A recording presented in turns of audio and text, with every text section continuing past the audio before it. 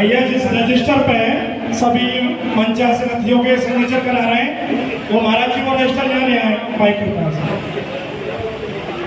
राधा रानी की कितनी जोर से आवाज लगाओ कि सीहोर तक आवाज पहुंच जाए और मालूम पड़ जाए इसको कि ब्रजमंडल में एक महापंचायत हो रही है और आज तेरे भविष्य का नहीं, तेरे पूरे 84 लाख योनियों का निर्णय ब्रजवासी संत समाज करने जा रहा है।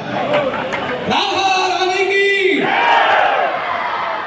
क्योंकि मैं नहीं बोल रहा है, यहाँ विद्वान बैठे, नारद अंतरात्मा बोल रहा है। जितनी ब्रह्मा की आयु है, जो राधा रानी का अपमान करता है, राधा कृष्ण के संबंध में विच्छेद करता है, उसको ब्रह्मा की आयु पर्यंत नरक की वासनाएं भोगनी पड़ती है। अब विद्वान समाज बैठा है और मैं ज्यादा नहीं 2 मिनट बोलूंगा क्योंकि सब लगता है हमको बोलने की आवश्यकता नहीं, बोल रहे हैं। मैं 2 बात बताना चाहता हूँ निवेदन पूर्वक। कुछ हमारे लोग, हमारे ही ब्रजवासी, हमारे हम में से या उसके बनाए हुए कुछ चक्र के द्वारा कहते हैं कि क्या आवश्यकता पड़ गई बात करने की, आपस में ही तुम लोग लड़ोगे नहीं। आवश्यकता है व्यासपीठ को बार बार खंडित करने का प्रयत्न विधर्मियों के द्वारा किया जा रहा है और अपने लोगों को उसमें मिलाया जा रहा है। जब व्यासपीठ कहती है कि क्षौर कर्म नहीं करना चाहिए, क्षौर कर्म करके बैठना शुरू हुआ, अगर उसी दिन विरोध हो जाता तो क्षौर कर्म नहीं किया जाता। क्यों नहीं हुआ उस दिन विरोध? इसलिए एक उदाहरण दिया है मैंने। विरोध इसलिए आवश्यक है, लोग कह रहे क्या गलत बोल दिया, उसने बोला मैं आपको सबको सुना देता हूं, शायद सबने नहीं सुनी हो क्योंकि वो शब्द हमारे कान में गूंज रहे हैं।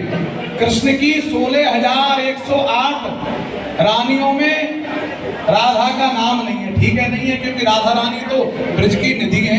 दूसरी उसने बोला राधा के पति में कृष्ण का नाम नहीं है। मैं प्रदीप मिश्रा से पूछना चाहता हूँ, क्या तुम्हारी पत्नी के पतियों की लिस्ट बनी है कहीं? कहीं बनी है लिस्ट? आज तक उदाहरण कोई सनातन में कोई उदाहरण दे दे कि किसी पत्नी के पति की लिस्ट बनी हो? वो कहना क्या चाहता है हमारी किशोरी के लिए? राधा के पति में कृष्ण का नाम नहीं है।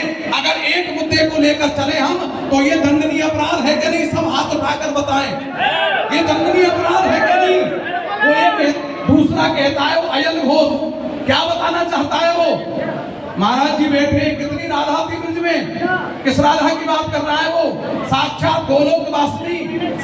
गोलोक निवासिनी किशोरी जी, जिनके लिए किसी पर पुरुष के अंग को ब्रह्मा देख नहीं सकते, चरणों पर दृष्टि नहीं डाल सकते, वो किशोरी जी किसी अयन घोष के पास जाएंगी? लाज नहीं आती उसे कहने में? मैं आज सभी से निवेदन करना चाहता हूँ, इन टिप्पणियों को खंडित करते हुए जो हमारे लोग भी जैसे गेहूं में कंडुआ हो जाता है उनको भी समझना चाहिए। ये संत बैठे हैं, ये सभ्य बैठे हैं, ये वक्ता बैठे हैं, ये कोई ऐसा समाज नहीं बैठा है एक व्यक्ति 1-1 लाख का नेतृत्व करने वाला बैठा है। अगर यहाँ 1000 व्यक्ति बैठे हैं तो समझो 10 करोड़ व्यक्ति भारत का नेतृत्व कर रहे हैं। एक आध व्यक्ति नहीं कर रहा, 10 करोड़ व्यक्ति भारत का नेतृत्व कर रहे हैं। ये वो रसमंडप है जहाँ नित्य गहबरवन में राधा रानी निवास करती है। अगर उसे देखना है राधा रानी की शक्ति को तो उस गहबरवन की रज में आकर के लौटे और देखे कि राधा रानी क्या है और राधा रानी किसकी समझ में आती है। अरे राधा रानी को ब्रह्मा शिव नहीं समझ पाए, प्रदीप मिश्रा तू क्या समझेगा? इसलिए मैं प्रस्ताव रखता हूँ पूरे नंदलाला की ओर से, नंदगांव धाम की ओर से, नंदगांव के सेवाएं की ओर से कि प्रदीप मिश्रा जब तक राधा रानी के चरणों में नाक रगड़ कर माफी नहीं मांगता है, माफ करने की बात तो क्या, अगर सीहोर भी जाना पड़ेगा तो उसमें वही चुपके मारेगा। इसके लिए चाहे हमें कोई भी बलिदान देना पड़े हम झुकेंगे नहीं, क्योंकि वो हम पे गोली चला दे हम स्वीकार करेंगे।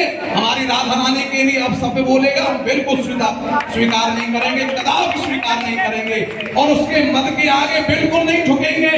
वो चाहे बड़े बड़े लोगों से फोन करा रहा है, रात को मालूम पड़ा है किसी पर दबाव डाल रहा है, किसी से कुछ कह रहा है, मैं स्पष्ट कर देना चाहता हूं, वो चाहे भारत के प्रधानमंत्री मोदी जी का फोन करा दे, जब तक नाक नहीं रगड़ेगा हम नहीं मानेंगे, नहीं मानेंगे, नहीं मानेंगे, किसी कीमत पर नहीं मानेंगे। राधा रानी की